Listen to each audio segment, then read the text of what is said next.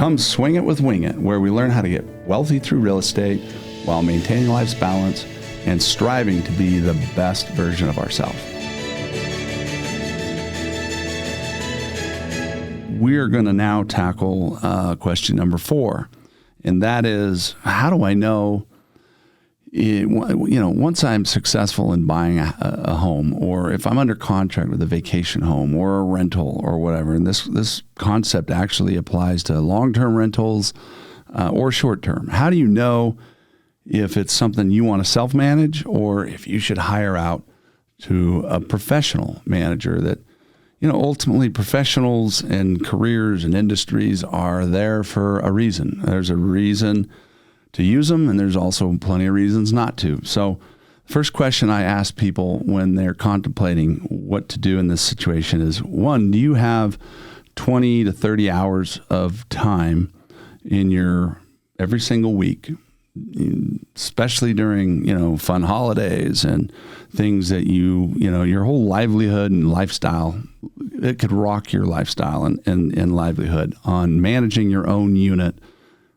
that's a vacation rental. Do you have the time, the bandwidth, the wherewithal, the mental turpitude, and the lifestyle to basically have a full part-time job? Okay, now granted, it's going to be a little bit more intimidating, in the beginning stages. And granted, if you're a quick learner and maybe you do your research beforehand and maybe you're a part of a Facebook group where other owners share their thoughts and ideas, and you're listening to podcasts and you're reading about things. There's so much more information out there now, and you're reading everything Airbnb says to do and VRBO, and essentially they're kind of, in some cases, people feel like there's the play-by-play playbook to manage my own vacation rental. Okay, what are the pros and cons of that? Well, it's pretty simple.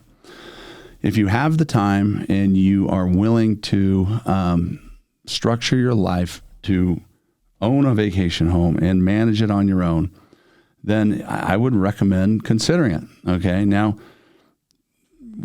one of the pros, if you're managing your own home, is there's nobody to blame. Like, you have total control of your success or your failures, right? And over time, you'll learn the do's, the don'ts, and stuff that, you just aren't going to do again. And you also learn, hey, this worked really well, so I'm going to continue to, invest in this or do this or change this so I can continue to have a good result. Well, in the vacation rental, nightly rental, short-term rental space, there's different management fees or costs that you can compare versus doing it your own, okay? It can vary depending on the area and the location. It can also vary based on how much money your house could generate on an annual basis. So for Utah's best vacation rentals, if a home's going to do over $150,000, for example, instead of 30%, I might consider a 25%. Okay, I might even consider like a hybrid, and maybe it's 25% for the first 100 and then 30% after that, or something like that.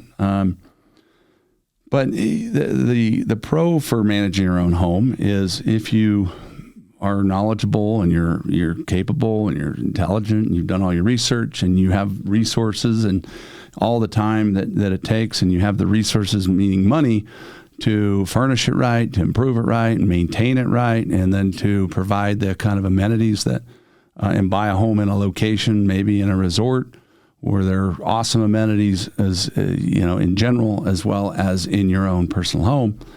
Man, it could be a really good opportunity if you have all those things. Now, most people don't have all those things. I just named off about 8 or 9 different attributes that might be a good profile for an owner that wants to be successful. But ultimately, it's just, the more you learn, the quicker you are at it, and the more you can do. It's not rocket science, is what I'm trying to say. And you can do it, and you can be very successful at it. And, once you get the hang of it, and especially start doing it on multiple homes, and you get the right crew to help, like, the housekeepers, the maintenance people, the key is to make sure your house is in good shape, and then to keep it that way. So you're not imposing on guests, and you're not getting those crazy calls after hours. I can't get in, or, the water heater just went out, or the furnace is not providing heat, or no AC, and all these different things. But honestly, a lot of the people that we represent, and whether it's short or long-term property management, in our case, they're a little bit further along in their careers. This is usually their second or third house. They may live close to the house, but most likely in a different city. For example, St. George, they might be in Salt Lake area, or Wyoming, or Idaho.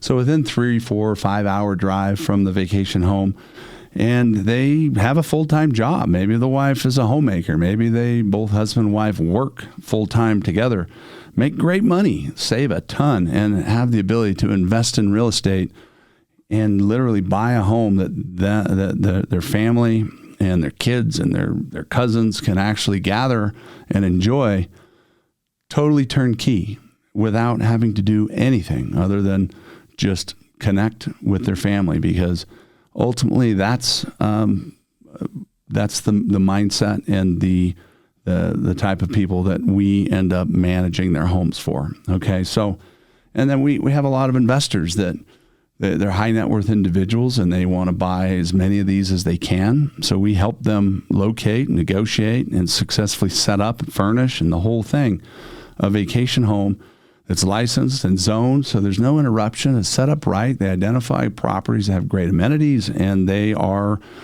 proven through years and years of data and statistics and market research that these will be successful. And so, and I'll say this, I can't even tell you how. This is one of the cons, right, of going through all this work and all this education and structuring your life to manage your own vacation home. Holy cow. And I just got a text about this yesterday from somebody. One of my owners referred me to another owner that just is barely breaking even. Like, they're actually losing money when you consider their mortgage payment and their the annual subscriptions to these marketing sites. And all of the time and effort that it takes to manage their own home. They said, I'm losing money and I don't know what to do. I was referred to Utah's Best by Jim, and he said, you guys are great, and would never manage his own home. And I'm like, at the end of the day, I have a unit right in this community that we manage, and it brought in about $50,000 last year. Should do $40,000 to $45,000 this year. We've seen a little bit of a slowdown from the COVID year where there was a lot more travel restrictions. And even though we're 30% on a home like that, he brought in $30,000 last year. Okay, now let's do some simple math. I own my own home, and I'm spending $25 to $35, sometimes more per week on my house. All the constant contact back and forth with the guests, all the maintenance oversight and the housekeeping and keeping the furniture in condition and all of the issues for the upkeep of the house, and who's going to make sure my hot tub that I have, which is fantastic, and my fire pit. The hot tub is CPO certified, meaning that it's safe and the chemicals are right before the next guest. And sometimes the guests check out that day and a new guest come in at 4, guests check out 11, new guest at 4. There's a lot to balance there, okay? So there's so many moving parts, and if you miss one, literally it can ruin a guest, or guests can blow it out of proportion and ask for refunds or threaten bad reviews. So essentially, you got to have the right mindset. You got to come prepared, and back to the main point. They're doing all this work, and the home's gone up significantly in value. So that's a no-brainer, and it will continue to go up. So do they sell now and get out of this situation? Probably not. They should probably hire a management company that especially can help pay for themselves while giving these owners the lifestyle they originally hoped for and providing a turnkey, full service, nightly rental management where we can bring in $45,000 to $50,000. Okay. If it's $50,000 and I'm taking 30%, okay, or I'm paying a manager 30%, that's $15,000 that they paid to their partner. And I say partner because a lot of owners sometimes struggle with this mindset. Never done it before. It's a partnership. Without each other, everything that we're trying to do, the goals we've set, the lifestyle we want, the investment that we want to enjoy is not possible, right? And so they net $35,000 on a home that grosses $50,000 with us, okay, or another reputable manager. Because of our website, we've been in the business 15 years. If you go to this era and you Google anything at all about nightly rentals, vacation homes, or whatnot, you're going to see our website and our marketing pop up, okay? You go to social media, it's all there. You've got endless amounts of resources that we collectively have been able to amass from all these different owners, so we can basically compete with the marketing of Airbnb, VRBO, and some of the others. And so essentially all that money we've invested to build this company is why we're putting more heads in beds and getting more per night on average than any other manager. And certainly, and this is really an important part, most owners don't know how to price their house, and they're giving them away, okay? They don't know how to furnish them. They don't know how to stock them. They don't know how to manage them.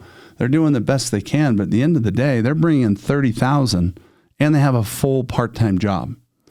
We bring in 50, we take 15, we give the owner $35,000, and they have a turnkey, seamless transaction. Now, that's not always the case. You have to learn a little bit about a lot to understand if you pick the wrong manager, it's going to be a nightmare, okay? It's the same nightmare as not cash flowing a vacation home that you thought was going to cash flow and having a full-time, part-time job. So there are companies out there that are reputable, that have been around and have the kind of data and history and homeowner lists that you can talk to as a referral. Like, hey, here's 5 of our homeowners that I think have a home similar to your situation.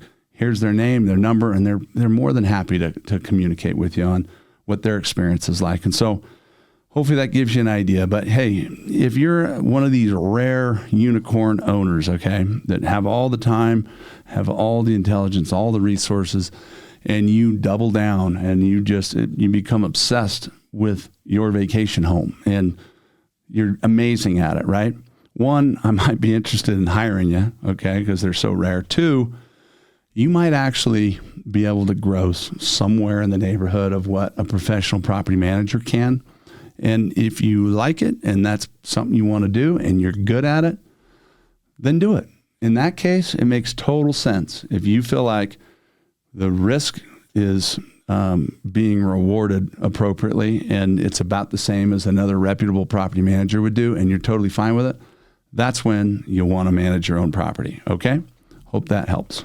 Okay, so we are going to answer the 5th and final question for the first ever podcast with Swing It with Wing It. Thank you so much for hanging in there with me, and I hope this has been a helpful situation for you and gives you some food for thought and maybe save you from, maybe a little heartache and so on and so forth. So the 5th question is, in today's market, what do I got to do to actually be successful in buying a vacation home? Okay.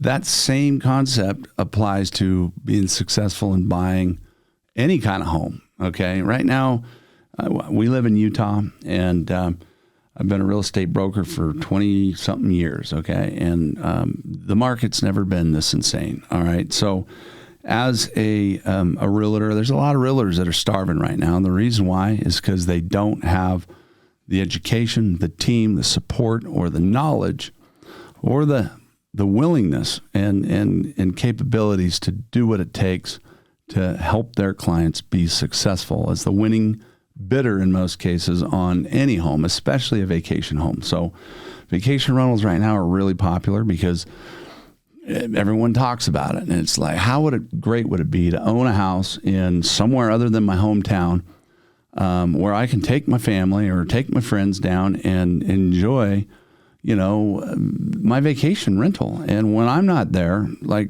literally it starts cash flowing from either a professional property manager or something that I'm managing on my own. And anyway, so that's the dream, right? Everyone wants to get, rich through real estate. You hear all these programs out there, But ultimately, what I've found is long-term rentals are great.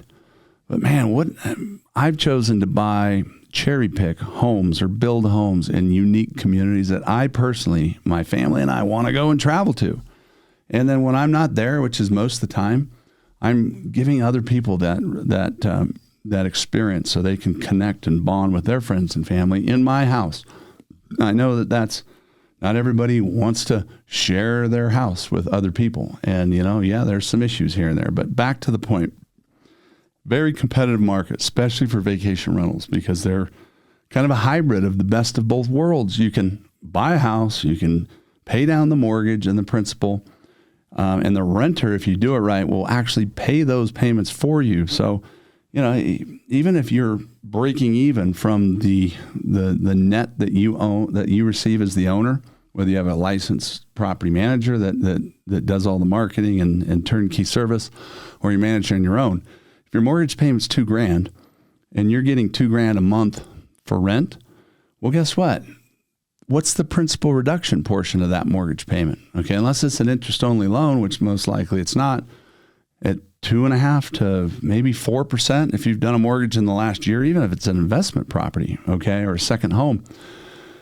Let me give you an example. I bought a house in 2015 in Paradise Village at Zion, okay? I was on the front end of this community. I was one of the co-founders of the community, but I ended up buying and building my own house because I wanted to have this home for the rest of my life and for my kids and my family. And we fell in love with this place. And of course, I helped build it, and there's a little bit of pride and my legacy's kind of attached to it.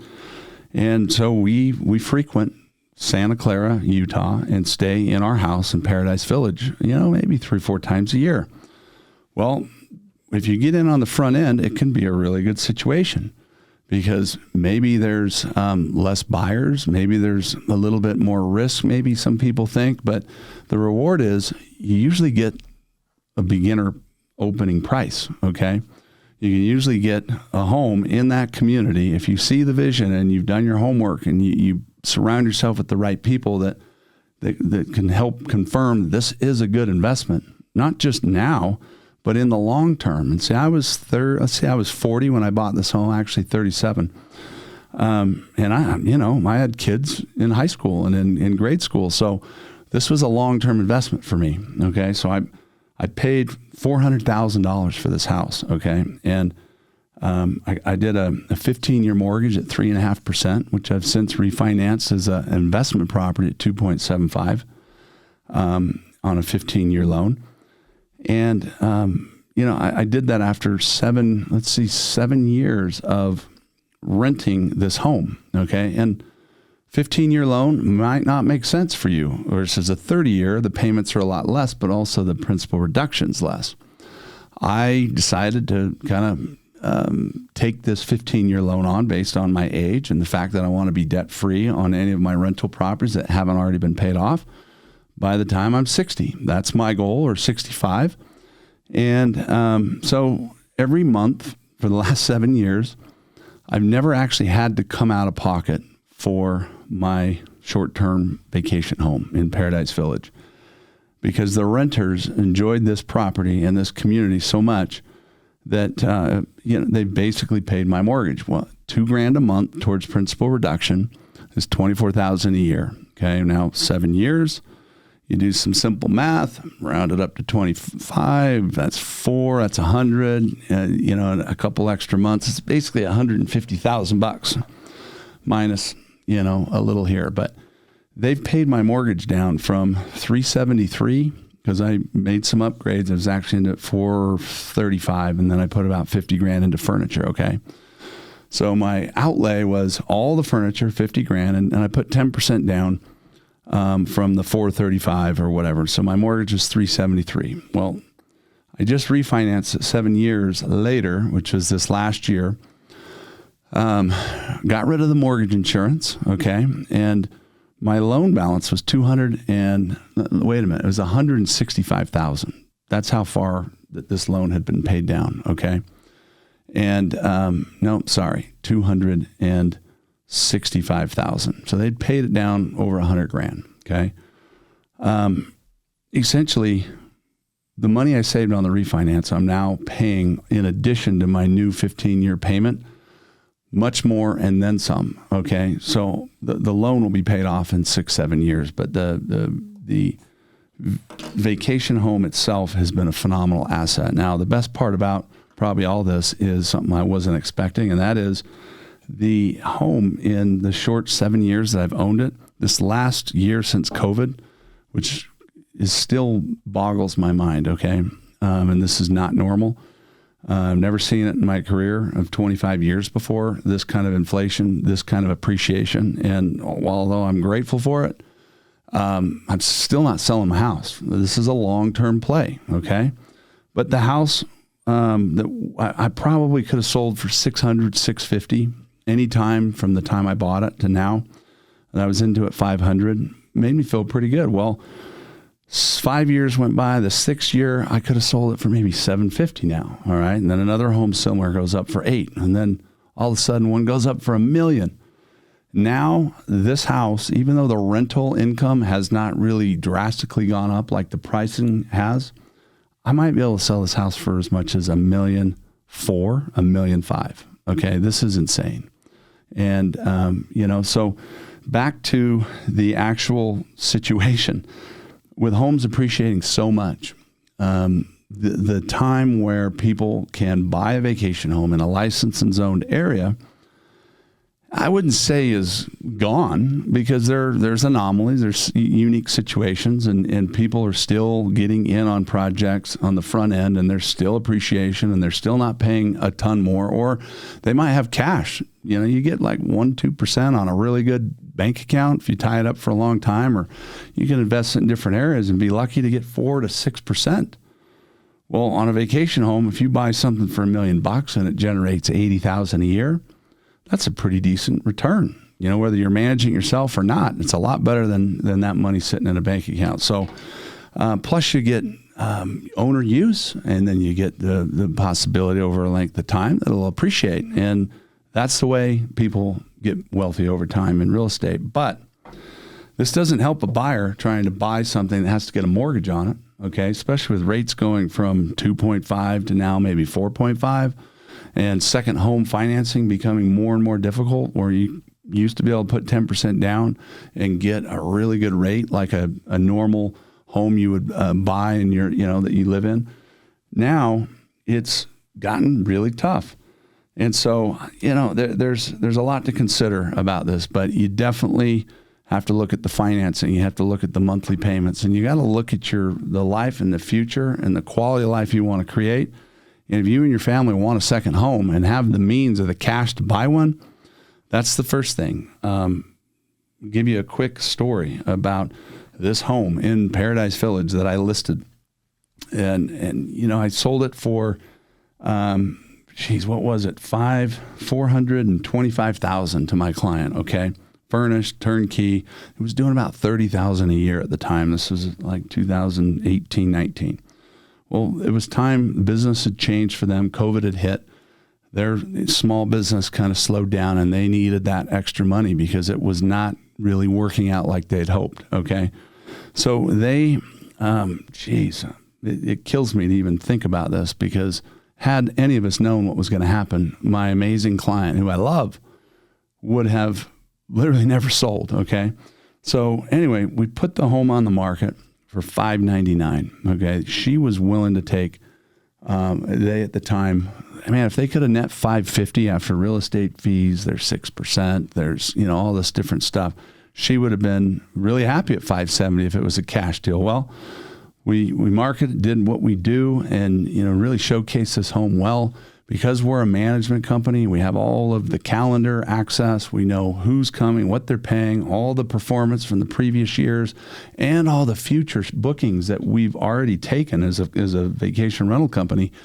So there's nobody better that can market a vacation home than a company that you have managing your home, if they have a real estate arm, because they know everything about that house, the maintenance, the history, the pros and cons, the rental income. So essentially, I got this home ready to go. I listed it on the market. I actually put it on the St. George MLS and the Salt Lake MLS, which is two, huge markets that are always complementing each other. And most of the realtors down in St. George don't have access to the Salt Lake WFR MLS and vice versa. So that was another huge benefit that our clients got. Well, without even seeing the house, because the home was booked back to back to back in 2001, right after COVID, or give or take, we listed that house and had, I kid you not, over 20 offers within, holy smokes, 24 to 48 hours. Like, my life just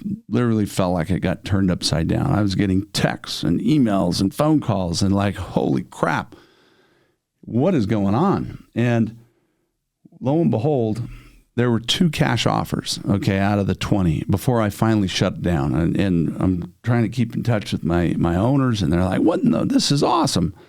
Well, how do you pick which offer? Well, first of all, you look at who's willing to pay the most, and then you look at what the contingencies are that they're offering to the seller. And what we ended up, we had some escalation clauses too on the 2 cash deals. And the one that ended up winning was they were willing to go up to $655. Okay. The other one was willing to go up to $640, but they could close in 7 days. It was not contingent upon appraisal. It was literally not contingent upon an inspection or a physical inspection, although they would appreciate it if we let them in between guests. And they weren't even able to make it. I think their realtor was the one who did a FaceTime for them. And essentially, that house closed in 10 days after the day we listed it, and 2 or 3 days to negotiate back and forth. And there were more people pissed that they couldn't buy that house, and maybe 20 or 30 more that came in that couldn't believe it. Well, if you want to buy a vacation home, especially a good one that's in high demand, that's cash flowing, or this was during the year COVID, so the rents were going up and the occupancy was kind of insane. It was a real anomaly year for any of our homes, because all the local Utahns and surrounding areas were pouring down to southern Utah, and it was fantastic for revenue. 60% occupancy went to 95%. Rates on average went from 150 to 250 to 250 to 500. Okay. And I couldn't believe it. And so it's yet to be seen how now that everybody can travel, what will happen if rents, they've already kind of trickled down a little bit. They're still better than any previous year to COVID, but there is still a lot to be seen in saturation and different things as now people can travel, and there's still more and more houses being built. But I think there's enough people in the market learning about this and experiencing it that it's still a very successful way to invest in real estate. But I'll tell you this, that owner, I've never met him. He's never, to my knowledge, stayed in this house. Okay. He paid cash. His proof of funds was like $18 million.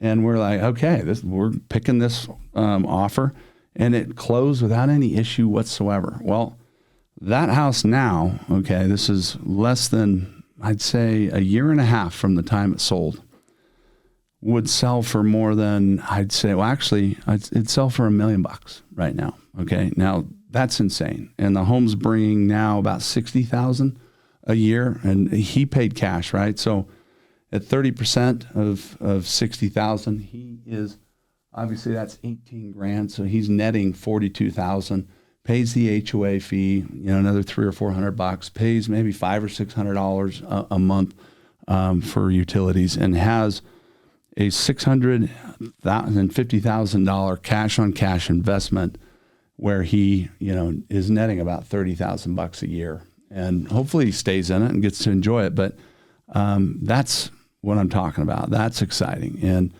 that's a win-win for everybody, except for maybe my client who we didn't have a crystal ball on, who never would have sold had we known that appreciation and inflation on real estate values would go up so quick, so fast. But hopefully that helps you to better understand how to prepare to buy a successful vacation home. Over and out. Today's podcast was brought to you by Utah's Best Vacation Rentals. Whether you're looking for a 3-bedroom townhome or a mansion with an indoor pool, Utah's Best has a vacation home for every budget and occasion. To book your next incredible Utah vacation, go to utahsbest.com. vacationrentals.com. Book direct and save.